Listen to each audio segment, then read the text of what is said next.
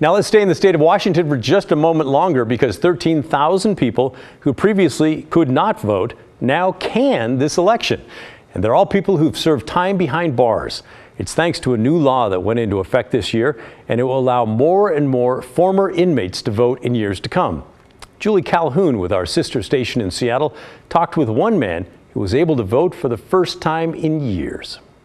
I was actually incarcerated at the age of 17. Cyril Walrond spent 17 years incarcerated and released August 1st. The very next day, to register to vote and to vote in the primaries, really gave me a sense of connectivity within my community, where I realized that it's not about just talking and having all these different opinions, but really I'm making my voice and my vote count. Walrond worked for that day even inside prison, working with organizations like the Voting Rights Restoration Coalition. We have an opportunity of making sure that our voices are heard and that we are doing the things that are necessary, to make sure all of our lives, are being, represented. That's what true equity looks like. Under the new law that went into effect January of this year, it automatically restores voting rights to people who have been released from prison after committing felonies, even if they're on parole, meaning thousands will get the chance to vote for the first time. The shift is that we're moving away from the kind of forever labeling people that have past convictions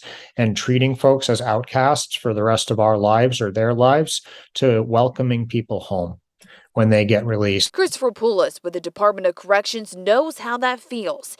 He served 3 years in federal prison and says the ability to vote reduces recidivism. When people do really feel included, the chances are that they're going to act the same way and act positively in our communities. And a full circle moment for Walrond, helping others cast their ballot. Just feeling so empowered in that moment, and just hoping that others who are also system impacted are able to feel empowered by the opportunity of voting as well.